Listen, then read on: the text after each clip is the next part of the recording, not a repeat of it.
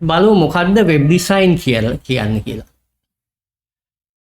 Web design කියන එක දැන් හැම එක්කෙනාම දන්නවා වෙබ් පේජ් එකක් නේ. මොකද වෙබ් පේජ් කියන එක දැන් හැමෝම දන්න දෙයක්. අපි එදිනදා ජීවිතයේදී කම්පියුටර් එකෙන්, ටැබ් එකෙන්, ෆෝන් එකෙන් හැම එකෙන්ම අපිට වෙබ් පේජස් ඇක්සස් කරන්න වෙලා තියෙනවා. අපේ එදිනදා කටයුතු කරගන්න, අධ්‍යාපන කටයුතු වලට අවශ්‍ය වෙනවා. දැන් මේකේ බේස් එක තියෙන්නේ HTML. HTML කියන එක හැමෝම දන්නවා. Hypertext Markup Language කියන එක. දැන් මුල්ම කාලේ දැන් මම ඇත්තටම අපේ යුනිවර්සිටි ළමයිට උගන්වන්න ගන්න කාලේ 87 වගේ. එතකොට Windows කියන එක තිබුණේ නැහැ. Microsoft Windows කියලා දෙයක් නැහැ. එතකොට අපි පාවිච්චි කළේ Microsoft DOS එකයි, එහෙම නැත්නම් Unix කියන එක සිස්ටම් එකයි. දැන් ඒ කාලේ browser එකක් වෙනම තිබුණේ නැහැ. DOS කියන එකේ තිබුණේ නැහැ browser එකක්. Microsoft ලගේ Internet Explorer කියන එකක් එහෙම තිබුණෙත් නැහැ. Netscape කියන කම්පැනි එක පාවිච්චි කළා Netscape Navigator කියලා browser එකක්. ඒකට කියන්නේ Netscape Navigator කියලා.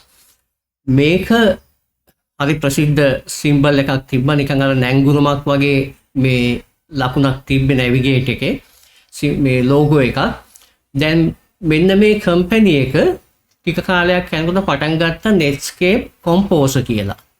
දැන් Netscape Composer කියන එකේදී අපිට පුළුවන්කම තිබුණා හරියට Word document එකට ගිහිල්ලා type කළාම පේනවනේ, Word එකේ පේනවා, bold face කළාම ඒ වෙලාවෙම පේනවා. අකුරු ලොකු කළොත් ඒ වෙලාවෙම පේනවනේ, අකුරු වල පාට වෙනස් කළොත් ඒ වෙලාවෙම පේනවා. දැන් HTML එකේ එහෙම එකක් නැහැනේ.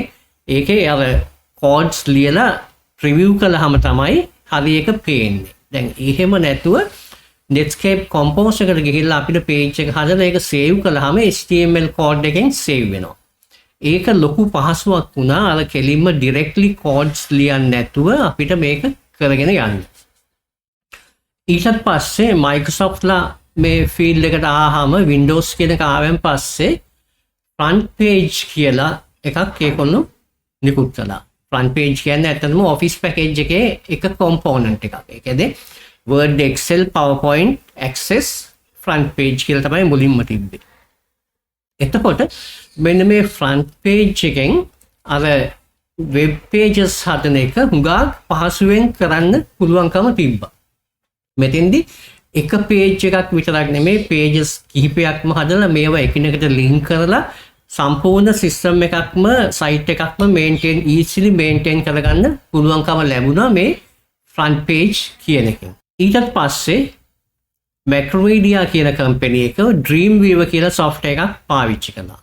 දැන් මේක ආවේ Macromedia Studio කියලා package එකක් තිබ්බා. දැන් ඒකට අයිති වුණා Macromedia Dreamweaver, Macromedia Flash, Macromedia Fireworks වගේ අපි අහලා තියෙන software ටිකක් මේක නේද.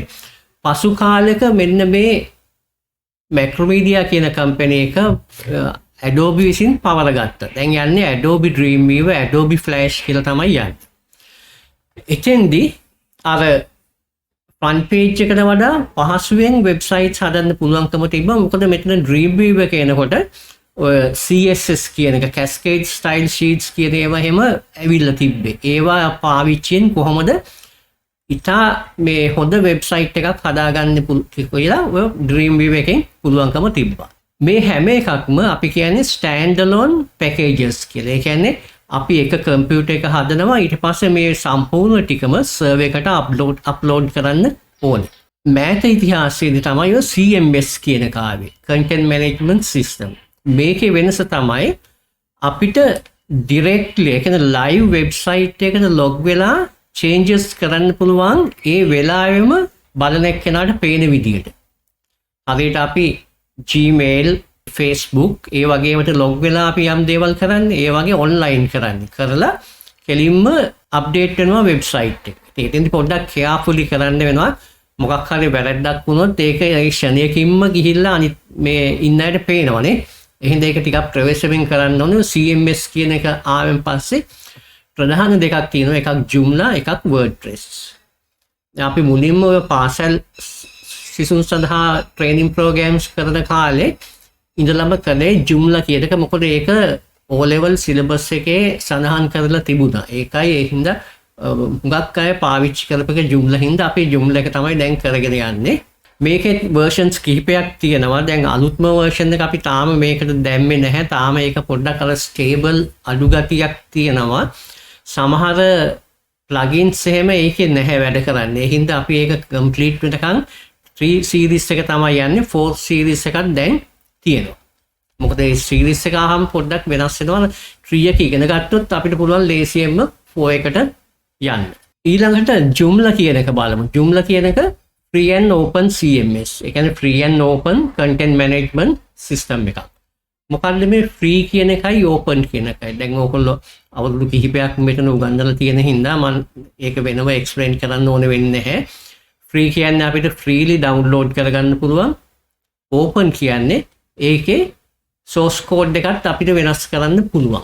දැන් Ubuntu වගේ එකක්, right? Open Office වගේ ඒවා free and open source. දැන් සමහර free software තියෙනවා. අපි හිතමු දැන් Adobe Reader එක. ඒක free. හැබැයි ඒක open නෑ. අපිට වෙනස් කරන්න බෑ. අපිට update කරන්න බෑ. දැන් Ubuntu වගේ හරි Open Office වගේ open ඒවා අරගෙන අපිට පුළුවන් ඒක change කරන්න. ඕනනම් අපේ language එකට convert කරලා හදන්න පුළුවන්. හදලා ඒකට අලුතෙන් upload කරනවා අලුත් version එකක් විදියට. ඒතකොට free and open source ඒ වගේ මොකක් හරි ප්‍රශ්නයක් ආවොත් ඒ software bug එකක් ආවොත් community එකේ ලෝකේ කොයි රටක හරි කවුරු කෙනෙක් ඒකට විසඳුමක් හරි ඉක්මනින් දෙනවා. මොකද ඒක community based ඒවා free and open source කියන්නේ. දැන් Microsoft වගේ එකක් අපි ගත්තොත් ඒකේ bug සහම Microsoft තමයි ඒකේ patches දාන්නේ නේ. patches updates කියලා අපිට සැරින් සැරේ update කරන්න වෙනවා. ඒක ඒ proprietary ඒවා අපි license එකක් අරගෙන ඕන ඒවා පාවිච්චි කරන්න. දැන් Joomla එක පාවිච්චි කරනවා object oriented programming techniques කියලා. ඒ කියන්නේ object oriented programming OOP කියලා programming තියෙනවා. Python වගේ ඒවා object oriented programming විදිහට යන්නේ. එතකොට අර procedural level එකේ තියෙනවා ඒවා නෙමෙයි, පොඩ්ඩක් object එකක් මත තමයි program කරන්නේ. ඒක මේකට එච්චරම අදාළ වෙන්නේ නැහැ. Joomla කියන එක object oriented techniques පාවිච්චි කරන එකක්. තව මේක පාවිච්චි කරනවා මේ Joomla කියන එක MySQL කියන එකයි. එහෙම නැත්නම් අපිට පුළුවන් ඕන Microsoft ලගේ SQL server එක පාවිච්චි කරන්න. හැබැයි ඒක license දීලා ගන්න ඕනේ. MySQL කියන එක relational database එක අපි මේක free download කරගන්න පුළුවන් එකක්. දැන් Joomla කියන වචනේ මුලින්ම ආවේ 2005 දී. මේක ඇත්තටම ඊට පෙර සිටම පැවතගෙන ආව Mambo කියලා software එකක්. මේක rebrand කළා, rename කළා 2005 දී Joomla කියලා Joomla version 1 කියලා ආවේ 2005 දී. joomla.org එකෙන් අපිට මේක download කරගන්න පුළුවන්. දැන් අපි බලමු අපිට මොනවද අවශ්‍ය වෙන්නේ වෙබ්සයිට් එකක් හදන්න. අපිට ඕනේ වෙබ් සර්වර් එකක්. Apache. මොකද වෙබ් එකක් හැදුවොත් ඕන කෙනෙකුට ඒක බලන්න පුළුවන්කම තියෙන්න ඕනේ. දැන් මෙතන අපි ඇත්තම වෙබ් සර්වර් එකක් පාවිච්චි කරන්නේ නැහැ, කමර්ෂල් එකක්. අපි අපේ මැෂින් එක ඩෙස්ක්ටොප් එක හරි ලැප්ටොප් එක හරි කන්වර්ට් කරනවා වෙබ් සර්වර් එකක් විදිහට. ඒකෙදී අපි free and open source Apache කියන එක පාවිච්චි කරනවා. ඊළඟට database language එක MySQL. scripting language එක PHP. මේ තුනම තියෙන්න ඕනේ. දැන් මේ තුනම වෙන වෙනම අපිට download කරලා install කරන්න අවශ්‍ය නැහැ. ඒ තුනම එකට එනවා SAMP හරි WAMP කියලා. දැන් අපි දිගටම පාවිච්චි කළා SAMP කියන එක. ඒක නිතර අප්ඩේට් වෙන එකක් අපිට ලේසියෙන් පාවිච්චි කරන්න පුළුවන්. WAMP එකත් පුළුවන්. මෙතන X කියන්නේ ඕනම platform එකකට, W කියන්නේ Windows කියන එකට විතරයි. අර SAMP එක නිතර අප්ඩේට් වෙනවා. ඒකේ අර තියෙන මේ bugs එහෙම අඩු හින්දා අපි SAMP එක පාවිච්චි කරන්නේ. SAMP එක install කරලා අපේ කම්පියුටර් එක වෙබ් සර්වර් එකක් විදිහට පාවිච්චි කරගන්න ඕනේ. Joomla එක අර SAMP එක උඩ install කරන්න. දැන් මෙතෙන්දිත් ඇත්තටම SAMP කියන්නේ වෙබ් සර්වර් එක මේක එකපාරක් කරන එකක්. දැන් අද install කරලා ආයි හෙට මේක පටන් ගන්නකොට ආයි install කරන්න ඕනේ නැහැ. හරියට Windows වගේ. අපේ laptop එකේ හරි කම්පියුටර් එකේ Windows install කරන්න එකපාරයි නේ. පක්වත් ඒකේ ප්‍රශ්නයක් තිබුණ නැත්නම් අපි ඒක දිගටම පාවිච්චි කරනවා. එහෙම නැත්නම් එකපාරයි. දැන් අපිට office package එක ඕන නම් අපි office package එක install කරනවා Windows එක උඩ. ඒ වගේ සෑම්ප් එක උඩ අපි Joomla එක ඉන්ස්ටෝල් කරනවා. දැන් අපිට එක වෙබ්සයිට් එකක් ඕන නම් අපි ඒක ඉන්ස්ටෝල් කරනවා. අපිට තවත් වෙබ්සයිට් එකක් ඕන නම් මොකද කරන්නේ? අපි ආයි තව Joomla එකක් ඉන්ස්ටෝල් කරනවා සෑම්ප් එක උඩ. එතකොට මෙතෙන්දී Joomla ඉන්ස්ටෝල් කරන එකත් ඒ සයිට් එකට එකපාරක් කරන දෙයක්. Office package එක ඉන්ස්ටෝල් කළාන් පස්සේ මම Word document එකක් හදනවා. ආයි හෙට තව එකක් හදනවා නම් මම ආපහු Word ඊළඟ හෙටත් ඉන්ස්ටෝල් කරන්නේ නැහනේ. ඒකත් ඒකට එකපාරයි. හැබැයි මට Photoshop ඕන නම් මම Photoshop කියන එක ආපහු ඉන්ස්ටෝල් කරන්න ඕනේ. ඒ වගේ එක එක වෙබ්සයිට් එකට අපි වෙන වෙනම Joomla එකක් ඉන්ස්ටෝල් කරගන්න ඕනේ. දැන් අපි ඉන්ස්ටෝල් කළාන් පස්සේ අද මේ දවස් දෙක ඇතුළතදී හදනවා වෙබ්සයිට් එකක් කිසිම දෙයක් නැති empty එකකින්. පිස් අවකාශයකින් අපි පටන් ගන්නවා. අරගෙන basically මෙන්න මේ විදිහට එනවා. මේකේ නැහැ පින්තූර මුකුත් නැහැ, එක එක පාටවල් නැහැ නේ. කිසිම නිකන් draft website එකක් වගේ එනවා මුලින්. ඊට පස්සේ අපි ඒකට පින්තූර එකතු කරලා වැඩි දියුණු කරනවා. කොහොමද මේක කරන්නේ කියලා. ඊටත් පස්සේ තව මේකේ ඔය හැඩතල templates වෙනස් කරලා අපි website එක මෙන්න මේ වගේ එකට ගේ. මේ ටික අපිට මේ දවස් දෙක ඇතුළත අපිට කරන්න පුළුවන්. මේත් අපි Nenasala Staff එකට මීට ඉස්සර කරපු Joomla සම්බන්ධම ප්‍රෝග්‍රෑම් එකක්.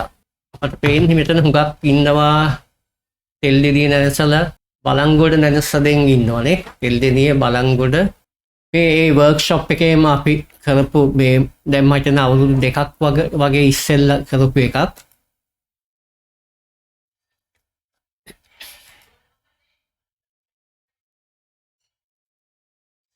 මේත් ඒ වර්ක්ෂොප් එක නෙමෙයි මේක වෙන එකක් මට හරියටම මතක නැහැ. දැන් මෙතන ඉන්නවා මම දන්න අය නම් ඉන්නවා ක්ලෙමන්ට් ඉන්නවා අනුරාධපුරේ. වැලිගම Nenasala. ඒ කියන්නේ අපිත් එක්ක මුලින්ම LK එකත් එක්ක මුල්ම කාලේ මේ සහභාගී වෙලා දැන් අපි මෑතකදී award ceremony එකකුත් එතන තිබ්බේ. ඒකොල්ලෝ දැන් අර යම් කිසි දුරකට ගිහිල්ලා තිබ්බා අපිත් එක්ක ඉස්කෝලවල ට්‍රේනින් කරලා ඒ සහතික දීලා ළමයිව ට්‍රේන් කරලා අපේ මුල්ම සම්බන්ධ ගෲප්ස් වල හිටියේ.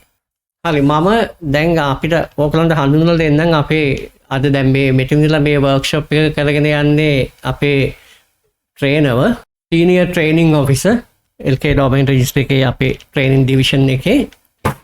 She is having a Bachelor of Information Technology degree from the Moratuwa University. Moratuwa විශ්වවිද්‍යාලයෙන් ගත්ත BIT මේ Information Technology පිළිබඳ පාඩිය තියෙනවා. ඊට අමතරව UCS එකෙන් Colombo University එකේ School of Computing වලින් Master of Information Technology තියෙනවා. දැන් මම ඔයාලට හඳුන්වලා දෙන්නම් උත්පලානි කවිශේකරට මෙතන ඉඳලා workshop එක කරගෙන යන්න.